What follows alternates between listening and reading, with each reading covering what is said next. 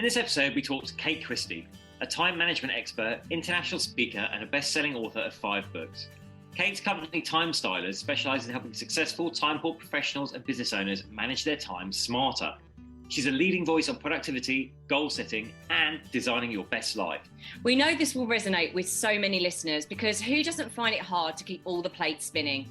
However, time is a finite resource, so let's discover how to focus on the things that really matter to us.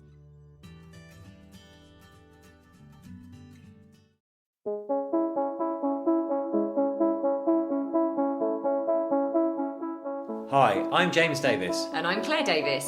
We're the Midlife Mentors, here to lift the lid on how to achieve health and happiness. The balanced, no-nonsense way.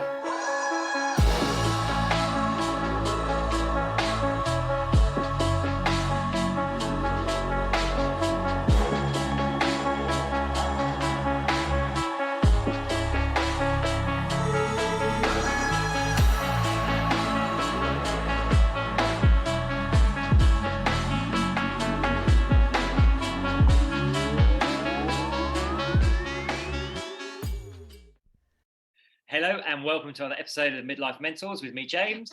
And me, Claire. How are you all? We're actually recording this quite quickly in succession of lots of other podcasts that we've got going on. Normally, we're kind of week by week, but we've got lots of amazing guests that we're interviewing at the moment, aren't we? Very fortunate to get such amazing guests on, but it means that we normally start the preamble about everything we've been up to over the preceding week. But I mean, we recorded one yesterday, one the day before that. But what have we been up to? What have we been up to? Well, actually, we've been working on lots of exciting projects. And we worked all weekend, so we do feel a little bit strung out at the moment. But looking forward, this is being recorded around Easter time, so we are looking forward to having Good Friday off. We're going to have Good Friday off? No, we said we're going to work Good Friday. We're just going to have Saturday and Sunday off. Okay, so one thing we've been working on is our new Midlife Health and Happiness quiz. Yeah, we're really excited about this. It's an interactive quiz you can take. It will tell you your midlife health and happiness type. You'll then get a short video giving you some recommendations, actions you can actually take. You'll get a downloadable report, and then you get the chance to look at some more training as well. It's really actionable stuff that will make a difference to your midlife health and happiness. From our approach, evidence-based.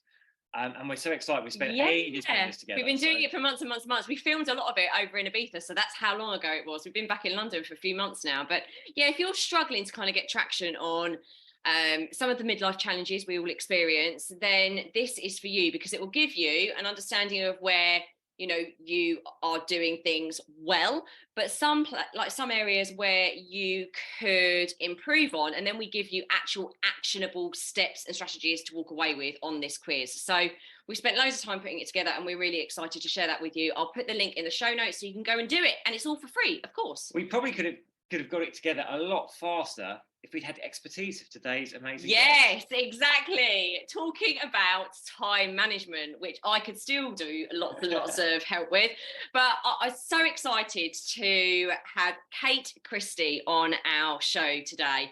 So Kate is a time management expert, international speaker, and a best-selling author of 5 books. She's just released another one. Kate's company, Time-Stylers, specialises in helping successful time-poor professionals and business owners manage their time smarter. She is a leading voice on productivity, goal setting, and designing your best life. Kate, welcome, welcome, welcome. I'm so excited to speak to you again. I'm so excited to talk to you guys as well. And I just love technology. I'm in Australia, you're in London. It's all great. I know, but we had a chat. I don't know when it was actually. It feels like a long time ago. I think it was a month ago or something. And we just connected, like you were saying, on social media and technology. It's a beautiful thing because we just connected. I think I messaged you and I said, I love what you're doing. And then we sat on a call, which I think was supposed to be about 20 minutes, and we were just yabbiting for nearly an hour. And there was this really lovely connection. I was like, okay, we've got to have you on the podcast because, of course, at midlife, we are massively struggling with managing our time. We are otherwise known as Generation Squeezed, right?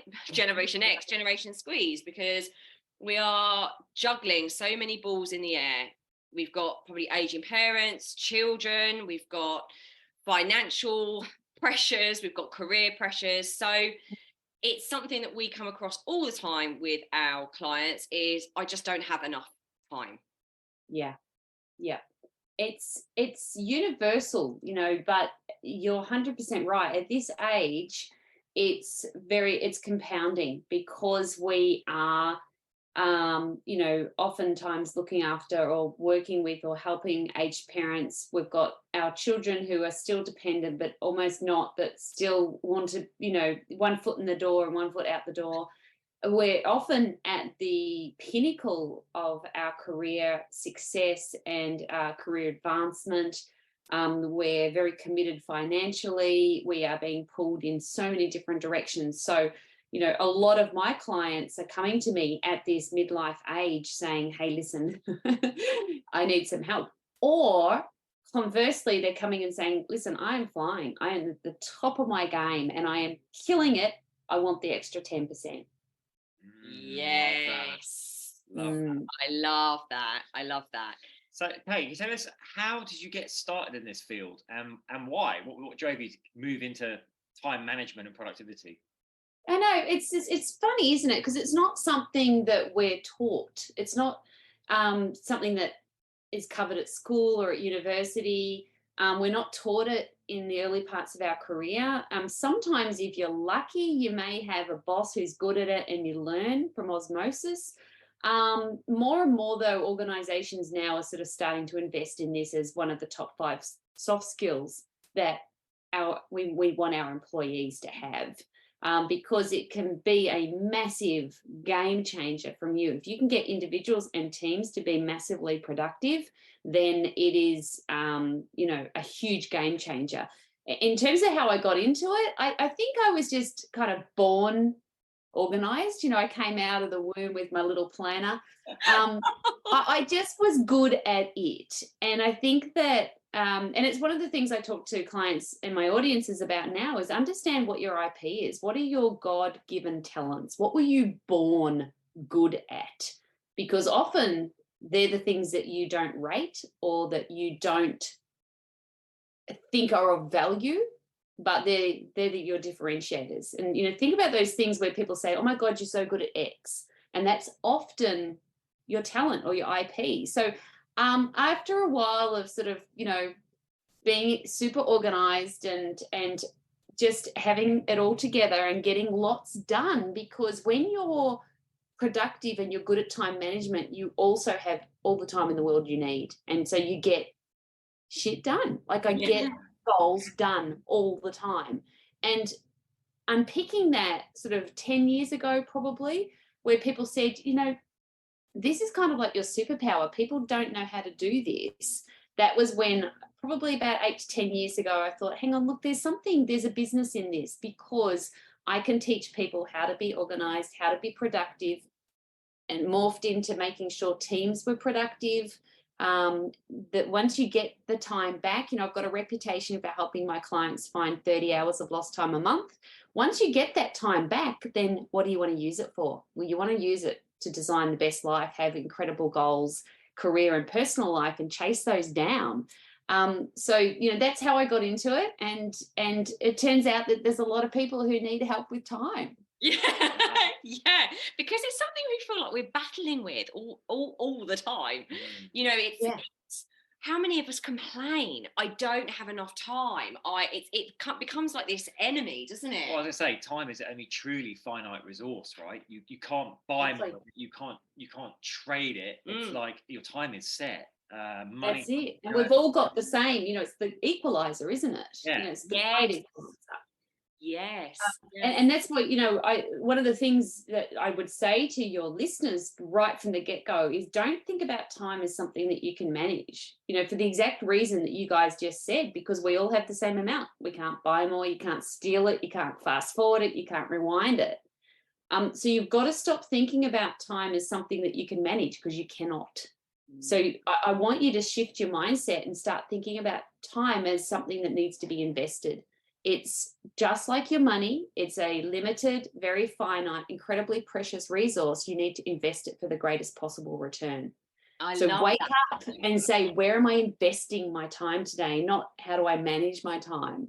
If you had $1 million and you had the option of investing it in an account that's going to return 3% and an account that's going to return 10%, you're going to invest it in the account that returns 10%. Time is the same. Where am I going to invest it? I love that, Kate. And can I ask you, obviously you've explained how you got into it, but why are you so passionate about this? Oh, look, it's because I just think that it's something we can all shift the needle on really easily. We can all get time back. We all need more time. And it's something that we can, with the right strategies and the right approach and the right mindset, it's something that you can actually solve for quite easily. At a deeper kind of level, though, the reason why I'm so passionate about this was, back when I was in the corporate world and I was, climbing the ladder, and I was juggling I had 3 babies in 3.5 years, and I was trying to be the super mum and the super employee, and the juggle just became increasingly hard for me to sustain, and I wasn't doing anything particularly well. I certainly didn't feel like I was being a great mum. I didn't feel like I was being a great executive.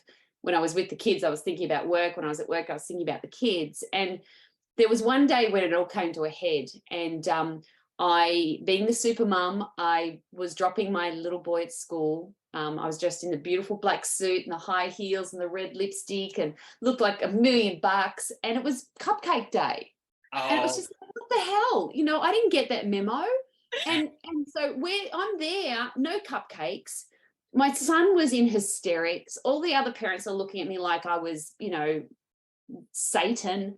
And I had in your black suit. Snot all the way down my suit because my son was in hysterics, and I kind of fled the scene of the crime, and drove into work, and I was thinking about like the 25 years of cupcake therapy my son was going to need, and I walked into my first meeting of the day, and I was late, and everyone around the table looked at their watch, and they looked at me, and there was this silence, and then they just kept talking, and I had this thunderbolt realization that I was the only member of the executive team that didn't have a full-time wife. And I thought, what am I doing to myself? I'm not doing any of this particularly well. And I made the decision to opt out of my brilliant career, which I loved. I loved my career. I was bloody good at it. I got a lot of self-affirmation from it. A lot of my ego was tied up in it. But I backed myself into this corner where I felt I could either be a good mum or a good exec, and I couldn't give the kids back, and I didn't want to give the kids back. And so I opted out of my career. But what I realized pretty quickly after that was, firstly, I felt unfulfilled. I wasn't loving just being a stay-at-home mum. But secondly, I had the time to kind of reframe my relationship with time and realize that if I'd made some changes, I could have done it.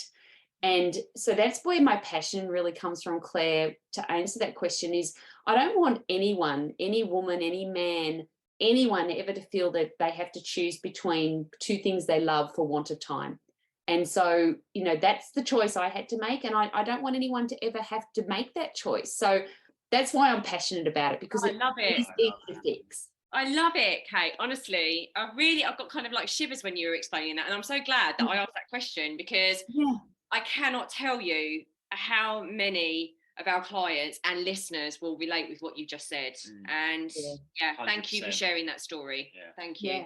It's really interesting because I tell that story sometimes when I'm speaking at events, and the number of people that come up to me, men and women, afterwards and say, oh my God, and they share their kind of their version of the cupcake story, forgetting that it was, book character day, or, dress, in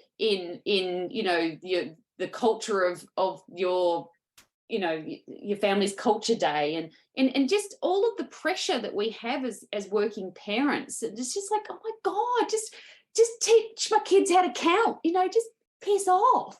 But the pressure, to do all these additional things, and we feel like we're failing, and it's horrible.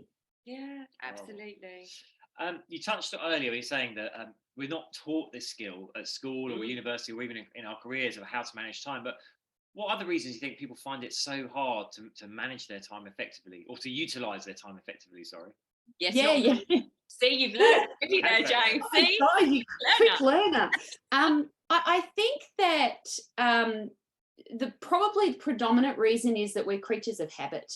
And you think of your audience and your listeners in this midlife space, they've had 50 plus years of living and working and behaving in a particular way. And they get up and do today the way they did yesterday and last week and last month and 20 years ago. And so it's very hard to unlearn some of those habits, some of those behaviors that we have. And the biggest irony is people will say, I just don't have time. I don't have time to do time better. And it's just like, listen to yourself, like listen to the words coming out of your mouth. You need to invest your time up front to learn the strategies. But once you learn them and you know them, and it's the same with all of the work, the beautiful work that you guys do, your audience, your clients need to invest in themselves to do the program, to do the steps, the pillars that you talk about.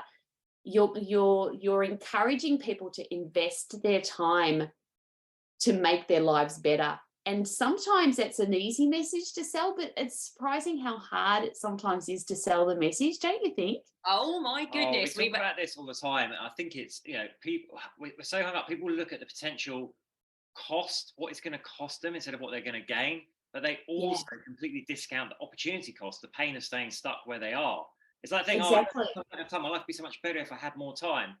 But I haven't got the time to, but the cost of staying stuck there is costing you something already. So why not invest in yourself and your growth and actually create that for yourself? Create the change for yourself. There's actually 4 cost lenses that we need to look through when it comes to how we invest our time or not. So you've hit on 2 of them already. Financial cost. Our time is money.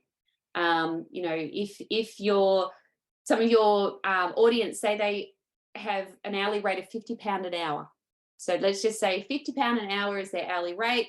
If they spend an hour a day on social media, that's £18,250 of their time a year, just in terms of what that financial cost to them is. The second cost is opportunity cost. What is the cost of the lost opportunity? What could I have done with that time?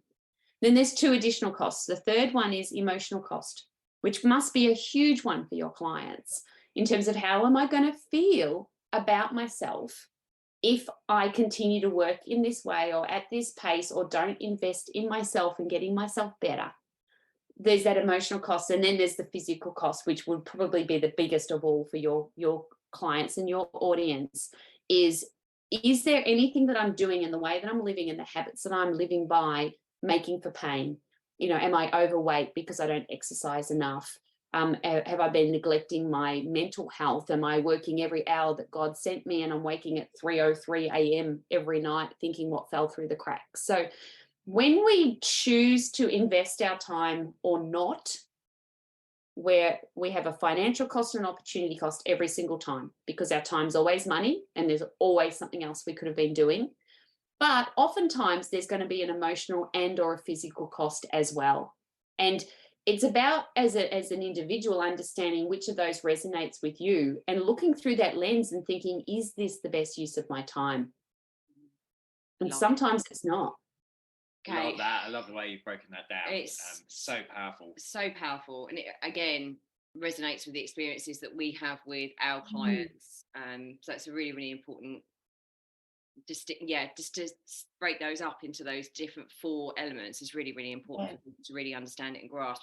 So what would you say, Kate, are the most common time energy zappers for people? What are they? I think you've mentioned one already. Yeah, social media must be a big one these days. So what do you find people just, in your huge experience of this, what are the things that zap most people's time?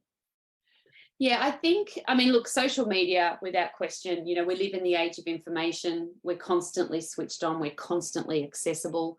If for those of your audience or people who, pick up their phone within 5-10 minutes of waking up, you've lost control of your daily agenda.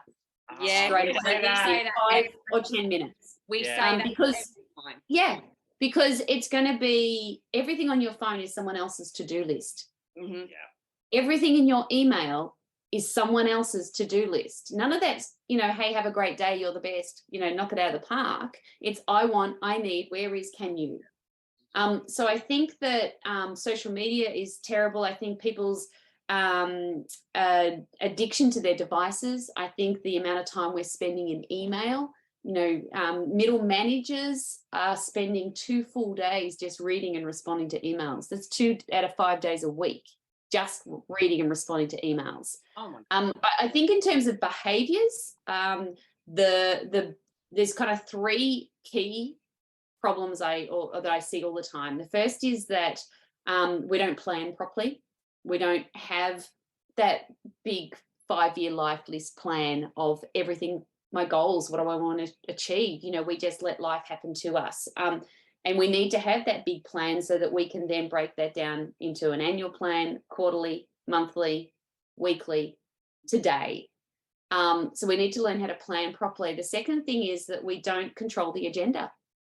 Regardless of where you are in the hierarchy of your business or your organization, you have control over elements of your day, and you need to exert control. Things like boundaries, how to say no, when to say yes, how to say yes. And the third thing is focus. We just don't focus on the right tasks at the right time. So many people will start their day creating a to-do list. I mean, what the hell, your mornings are sacred. They're the best, most energetic, impactful parts of your day. We need to be doing our highest value, hardest tasks in the morning. Create your to-do list the night before, and then do your hard stuff in the morning. Do your easier, process-driven, lower value tasks in the afternoon when you're tired. But the morning should be your revenue-generating, high-impact, hard tasks. So focus on the right stuff at the right time. The key thing, I guess, in terms of just one little habit is our propensity to multitask. It is crazy. And, when we multitask, our productivity goes down by 40%. Yeah. 40%.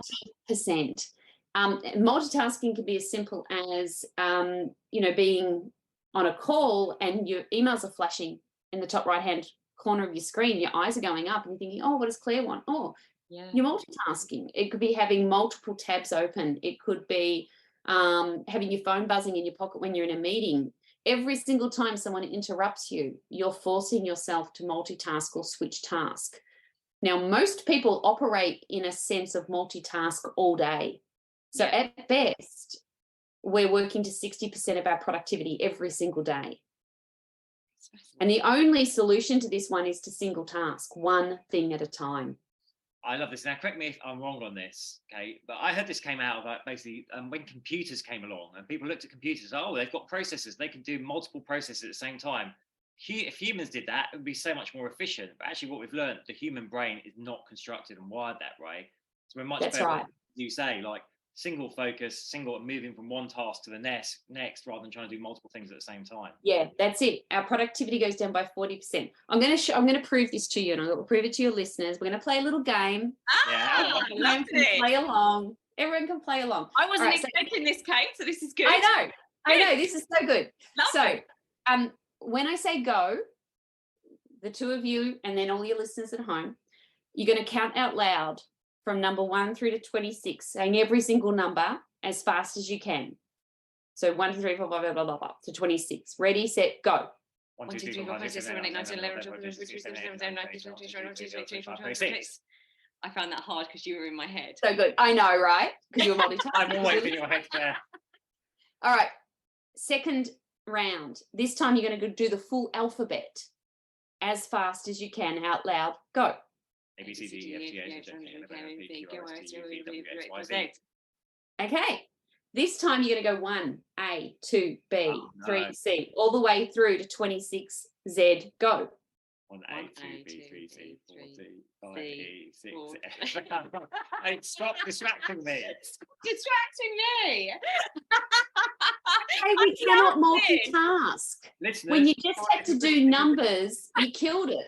Yeah. When you just had to do letters, you killed it. When you forced your brain to try and quickly switch from a number to a letter and then switch back to a number, then switch to a letter, we get to like 3C and we're like, oh, I'm the only one who doesn't know how to do this. James is going to be competitive with me now, saying, "Oh, I got to nearly 7. He's so competitive." You so did not. Not, did he, Kate? Did he So, listen? I mean, You heard him. it just proves really simply that we can't multitask. About 2% of the world's population can effectively multitask, but they're so rare, they're called super taskers. And they've been proven to be able to, as more tasks are thrown at them, their brain settles. But it's 2% of the world's population. It's not me, it's not you guys, it's, the researchers know these people. So we just can't do it. And so one task at a time. We're not computers. We can't have multiple tabs open at the same time. We cannot be toggling on our phone, making sense on a phone call and writing the annual report.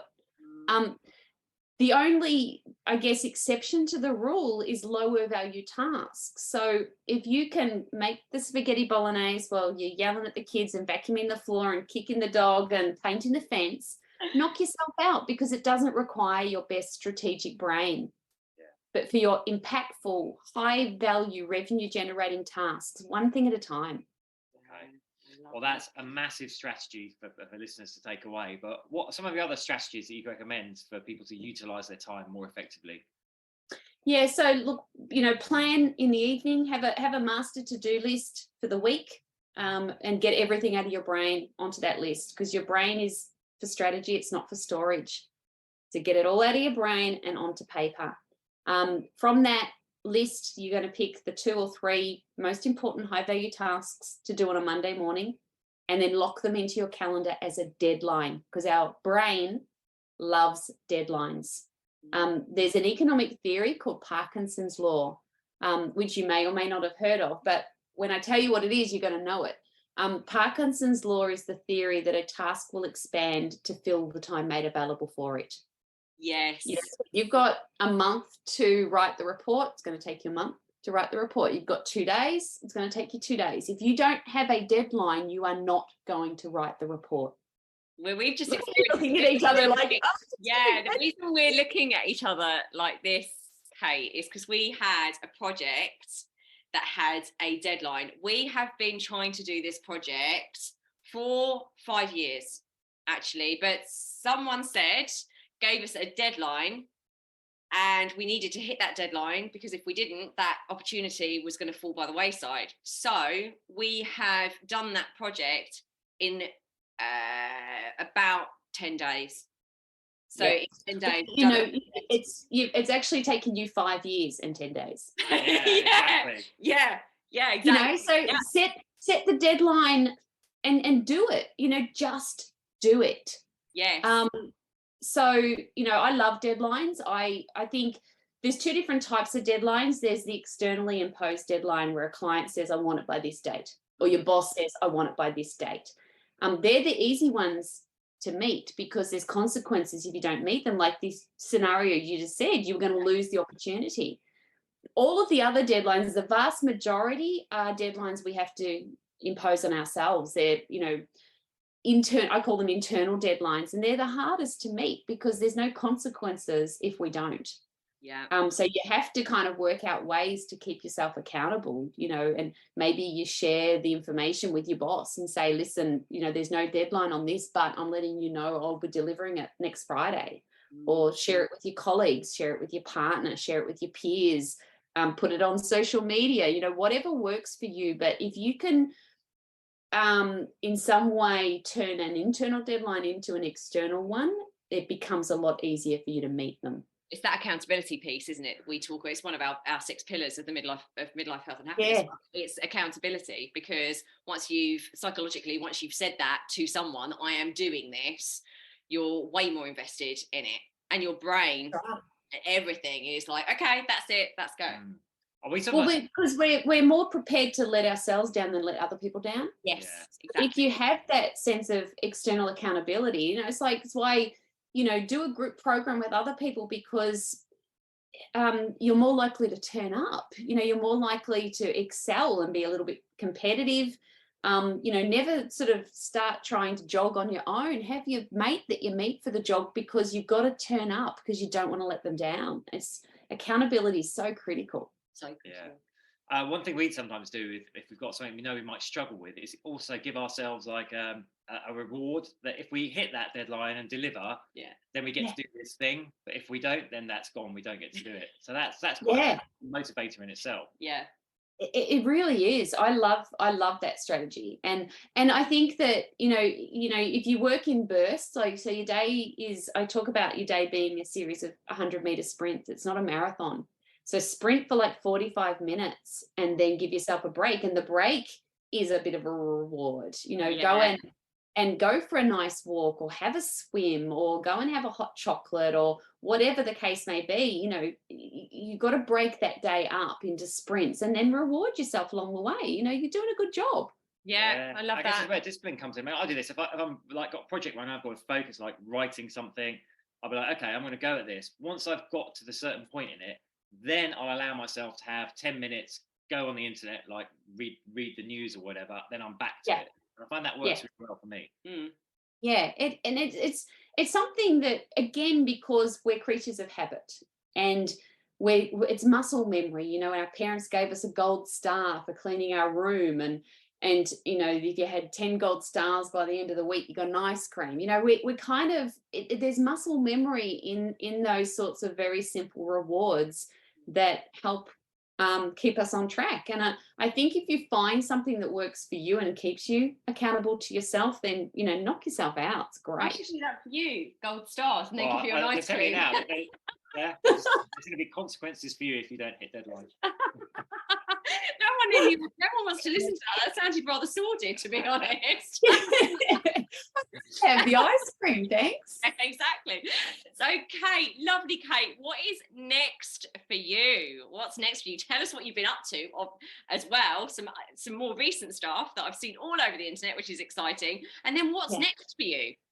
Yeah, so look, I've just launched my 5th book, which is a sort of a natural progression from my other work, which has always been around time management and productivity, and this concept of how do you get your time back. And now that you've got your time back, what are you going to do with it? You know, I don't want you to just respond to another 80 emails and, you know, vacuum the house and do another 30 loads of washing. You know, we have to set goals and live a really intentional, amazing life. And I'm really big on this from a midlife perspective. You know, we've worked hard. We've worked really hard. We are at the top of our game. When you think of just say women in their 50s, we're the fittest, healthiest, most educated, most successful generation of women in our 50s ever. Mm-hmm. And we've spent decades nurturing everybody else, and it's our turn. Mm-hmm. So I wrote a book, my 5th book. It's called, I'll hold it up, it's called The Life List. Yeah, love it. And it's really around, it's the exact opposite of a bucket list. You know, a bucket list is what do I want to do before I die? This is, you know, I don't want to wait that long. You know, a life list is what do I want to do while I'm still young enough to enjoy it. And so you know, what's next for me is obviously I'm promoting and selling the book, but I'm moving to Bali I'm going to Bali for 7 weeks mid-year to sort of do a digital nomad piece on my own. I'm not going with the kids. I love this. Wow, amazing. And then while I'm there, I'm learning to surf because I've always wanted to surf, and my kids surf, and I was always really, you know, self-conscious, and, you know, people will be watching me and what do I look like in my betas, or what will I look like? And I'm 53 and I'm like, I don't care. No. I finally realized no one's actually watching me, you know, so I'm going to go and do all this awesome stuff. So that's July, that's coming up. You know, I'm cold water swimming every day. I've walked the Larapinta Trail. I'm doing heaps. I'm doing lots and lots of stuff, and it's exciting. You are. It's so awesome. And I'd love 7 weeks in Bali. I know, to surf. Well, he surfs anyway, but surfing's not really one of my things. But We'll get you learning. Bali is a great place to learn. Warm water, you know. Do you know what I love about you, Kate? Like from when we first spoke, across the miles, the many, many miles, was just how much energy, vibrancy, enthusiasm for life you have. It's utterly infectious. And I love that you have this book to really inspire people on a journey of self-discovery, on a journey of like living their life to the absolute max. And like you said, it's not a bucket list, it's like do it now. Because with time, because relating to your other books, time is not something we're going to get back. Time is finite, and it goes like that. It's going, it gets faster all the time. Yeah. And look, we just, the book, I wrote the book, as you know, Claire, my marriage broke down about 5 years ago. And then as we came into COVID in Melbourne, and Melbourne went into lockdown in March 2020, in April 2020, my ex-husband, of 22 years, father of our 3 beautiful children, was diagnosed with pancreatic cancer. And within 11 months, he'd passed away, and he was 54. And, this book is almost his gift to me in terms of, do not leave anything till later. Later might be too late. I turned 53 this week, and there's so much I want to do. And the thought that I could be diagnosed with such an awful illness and pass away myself at 54 is horrifying. And so more than anything, it's a call to action for me. It's a call to action for other people of our age to make the most of every moment right now. Life is amazing, and do it now. Don't put it off till later.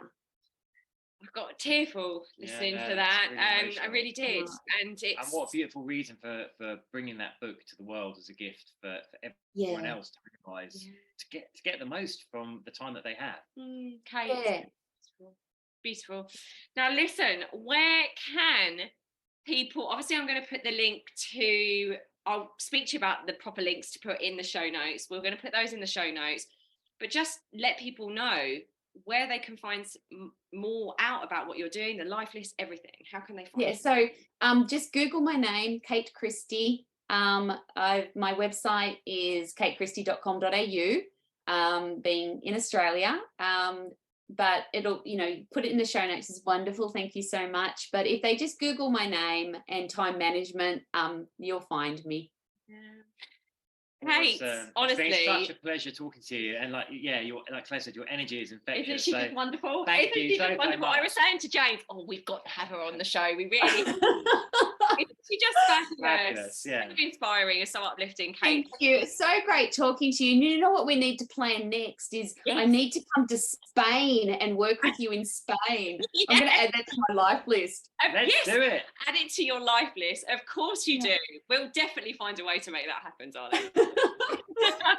I've put it out to the universe now. Yes. Kate's going to Ibiza. We'll take you clubbing. That should be on. Oh my God, that's like my worst nightmare. It's ours as well, to be quite honest with you. We haven't been clubbing for years. Right, anyway, Kate, thank you so much for being here, and we're sending you so much love. Mwah. Thank you. It was a real pleasure.